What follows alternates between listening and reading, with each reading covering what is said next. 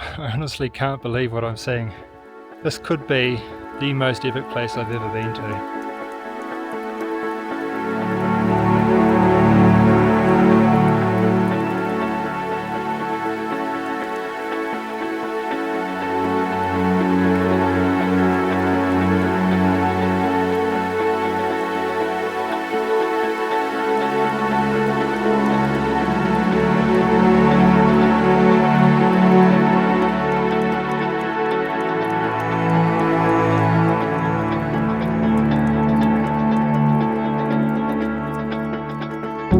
Ancient forest, secluded beaches, wild rivers, untracked terrain, and an endless run of mind-blowing scenes that exceeded my hopes and dreams for this location in every way. Join me as I explore some of the most surreal and beautiful scenery that I've ever seen.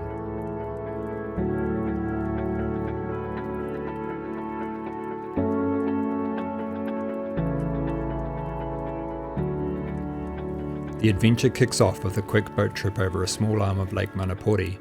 It only takes a couple of minutes but saves at least a day's walk. I have the food, he has all the rest.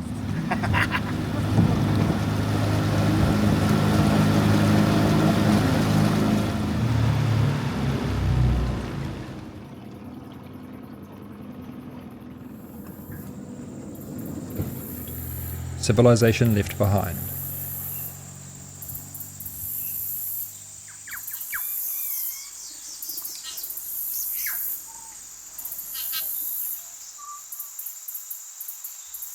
Awaiting me is 4 days of Fiordland wilderness. The first few hours of walking will be on an established track, even if a bit rough in places.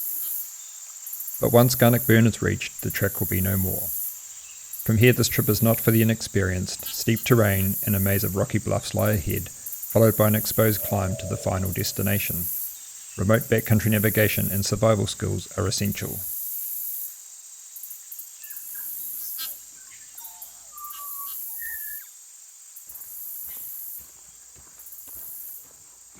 Welcome back. I've literally only been back a full day from doing the Mt Owen trip. Oh yeah. So I'd just returned from a 3-day adventure at the other end of the island. I then had a 6-hour drive home, a day off to recover and restock supplies, then I Set my alarm for 6 a.m. this morning and drive 8 hours down to Lake Manapouri to catch a boat and then to start walking the track to Mt Titiroa.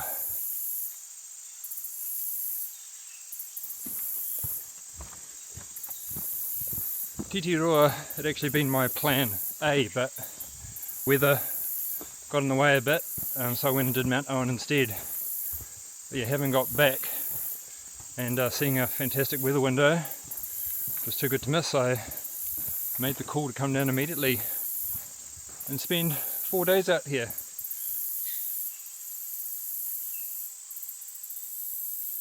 I'm not quite sure where I'm going to camp tonight. I've got 2 or 3 options.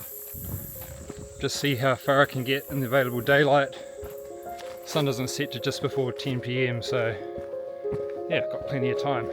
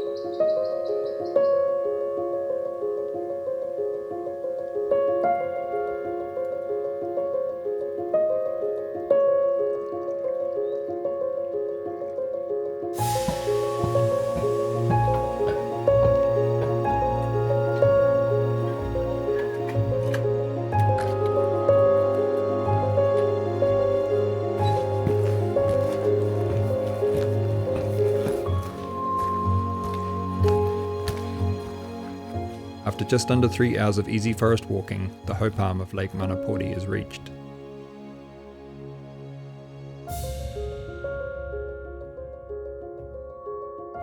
How friggin' gorgeous is this?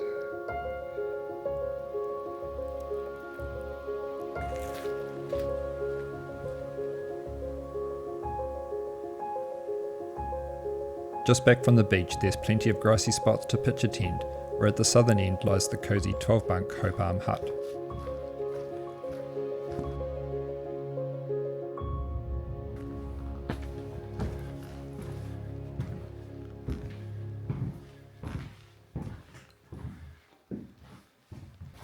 Well, Hope Arm Hut was my option A. I reckon I'm going to push on to Garnock Burn. 3.5 hours. Got about 4 hours of light left, so should be pretty good. See how we go. The track goes through some really fast and easy sections, but then you get to places like this.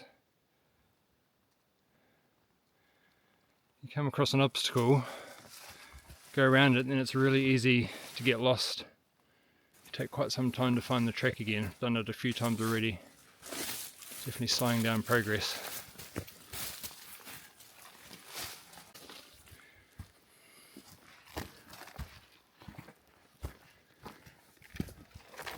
Ah, here it is.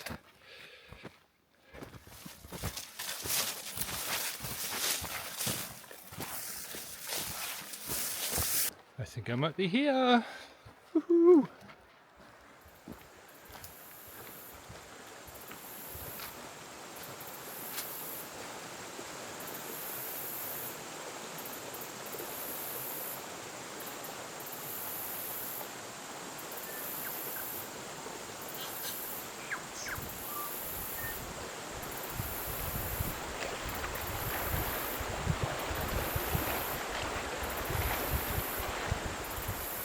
I've arrived at Garnock Burn, which is my second option for the night. I think that's where I'm going to stay though. My third option was to head up to the bushline on Titiroa, but that is another 600 metre climb through untracked territory, and it's now nearly 9:30, so don't think I'll be doing that today. It's time to get some rest and recoup energy for the morning, I think. And here's the perfect little spot to set up camp for the night.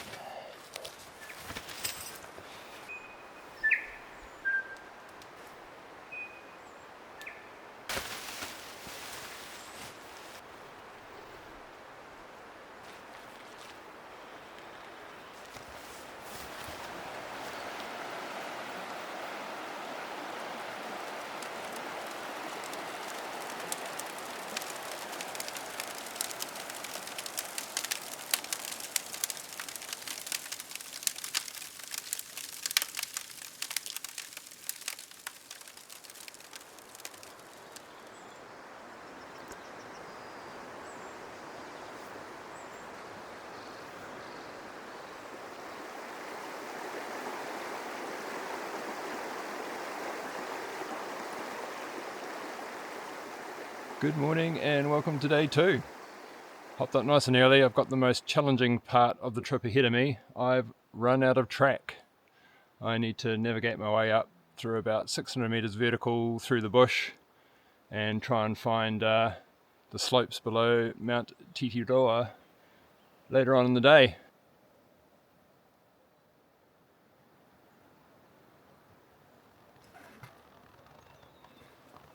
Well, I made it up to 0.785. That was a very steep climb. Lots of bush bashing, tree fall to avoid, some big bluffs.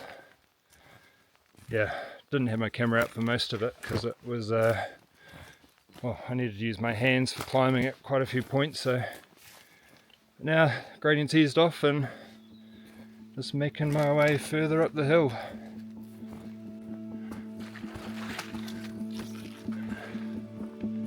Just about to break through the bushline at the 1,000 metre contour.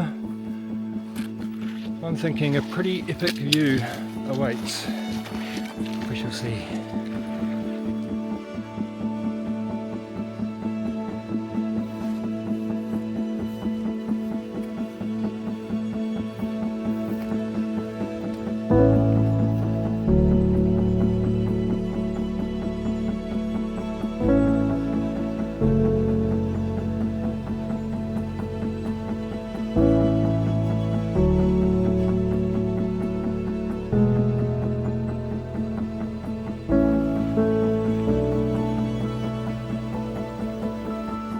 After clearing the bushline, it doesn't take long to reach the first granite giants of Titiroa.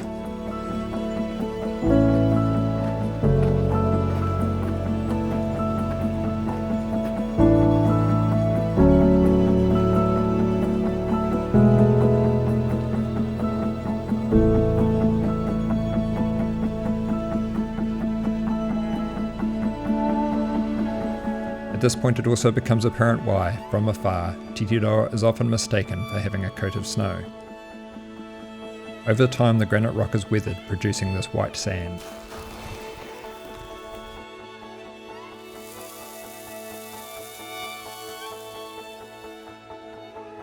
I've never seen anything quite like it, a beach on a mountain.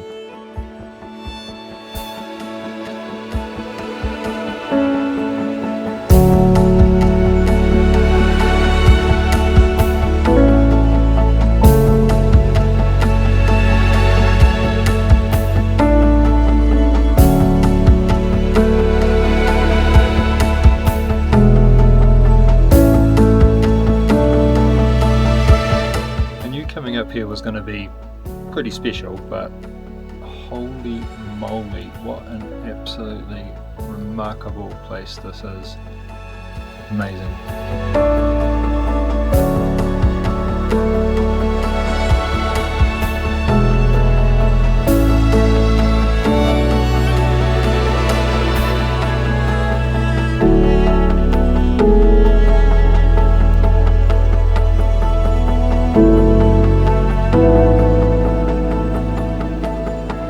Just when I thought this place couldn't get any more outrageous, my destination for the day came into view. Can you believe it? I'm 1500 metres up and have my own private lake and beach.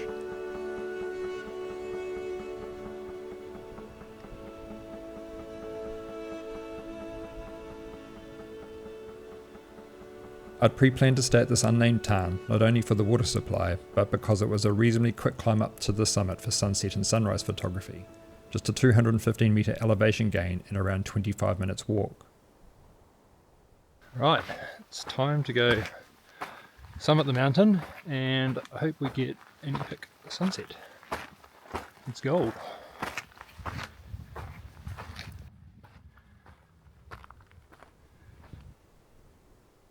As I approached the top, I knew I was going to be in for an absolute treat of a view.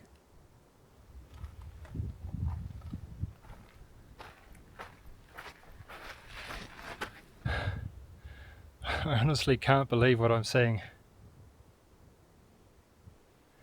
This could be the most epic place I've ever been to. Oh my god, so amazing. The evening which followed was one for the books. Several distinct phases of gorgeous light was about to unfold.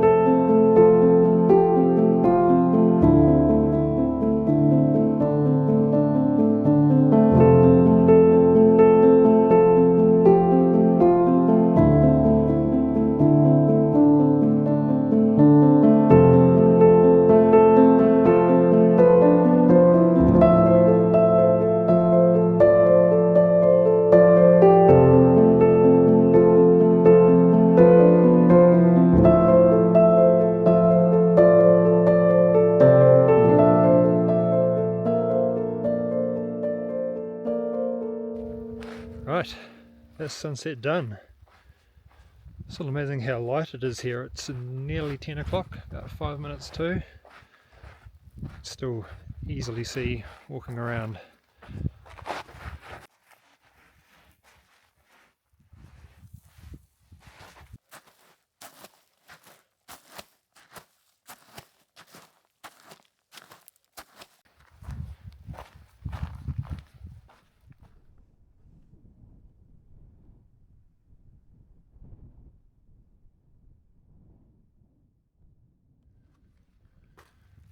After a few hours sleep, sunrise at the summit beacon.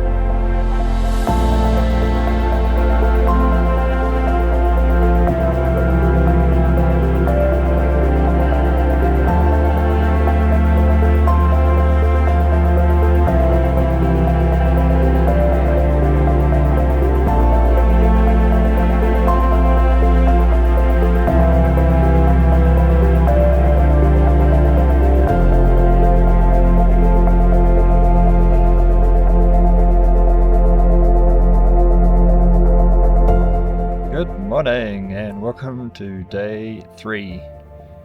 Set my alarm for 20 to 5 this morning. Another traipse up the mountain hoping for an epic sunrise. Was it worth it? Yeah, I think it was worth it. Check out the view where I'm sitting right now. Unbelievable.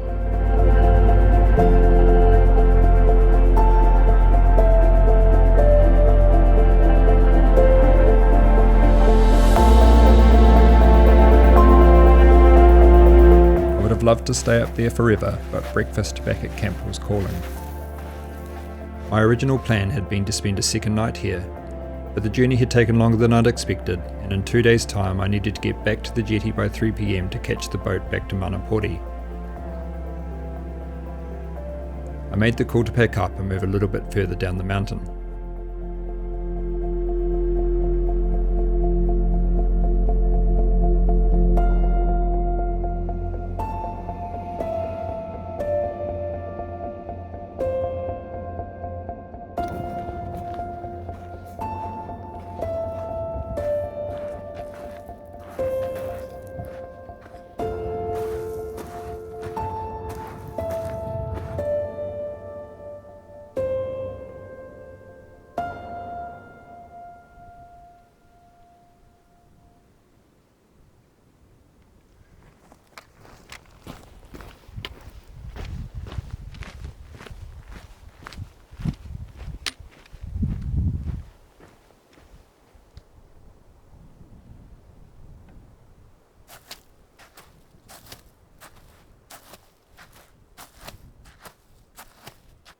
Day 3's been pretty cruisy overall. Got down from sunrise, had some breakfast, then had a nap for a couple of hours. Woke up, had some lunch, picked up about 2 o'clock I think it was, cruised down the mountain a couple of hours, found a new campsite, set up, had another nap, had some tea, now waiting on sunset to come along. Looks like it's shaping up to be a pretty good one tonight, so fingers crossed. Staying a second night above the bushline gave me 2 more opportunities for golden hour photography. It's amazing how the same location can look completely different at sunset and sunrise. Obviously the light comes from a different direction and illuminates the landscape and its features in different ways. But importantly, the atmospheric conditions and the quality of the light can also be completely different.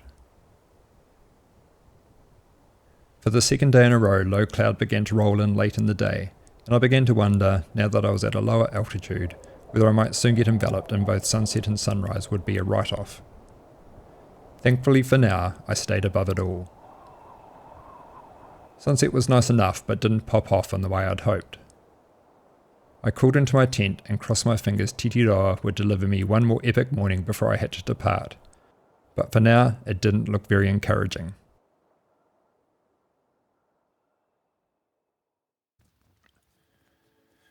Day 4.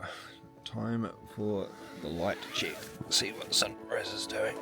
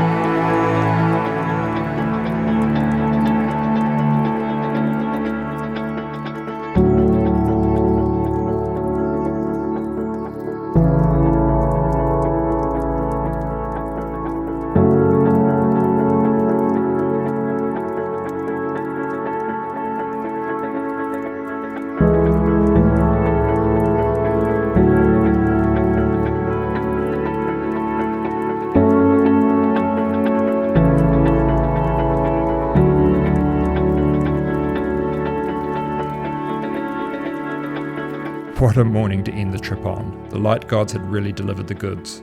I still had around 7 or 8 hours ahead of me to make it to the boat, so reluctantly I headed back to camp to pack up. On my way.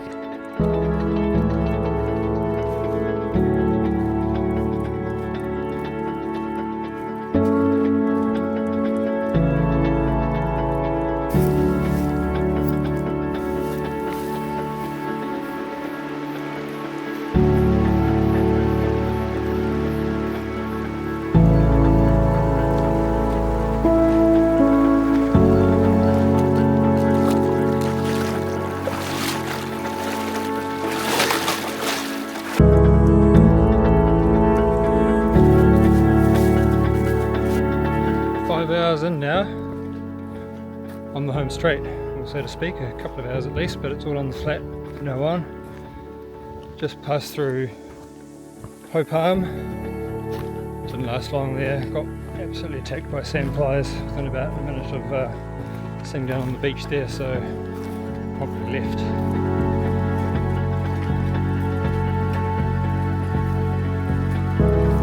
Very close to the finish line now. Whew. I can almost taste that cold beer.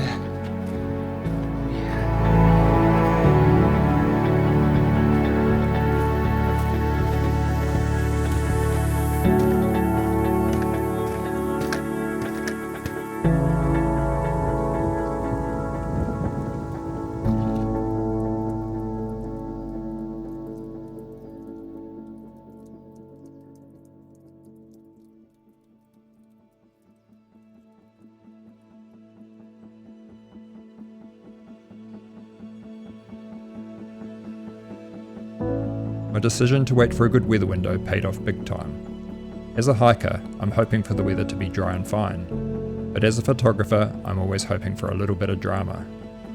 The conditions on this trip were pretty much the perfect combo. No cloudless blue skies, which often make for harsh light and uninteresting images, nor being drowned in the unrelenting rain that Fiordland is renowned for. This is just a small sample of photos that first caught my eye when flicking through the Lightroom catalogue. I'm certainly looking forward to editing a lot more down the track. Thanks once again for joining me on this adventure. I really hope you enjoyed it. If you have any questions about this trip, or more generally about hiking and photography, drop me a comment below and I'll respond as soon as I can.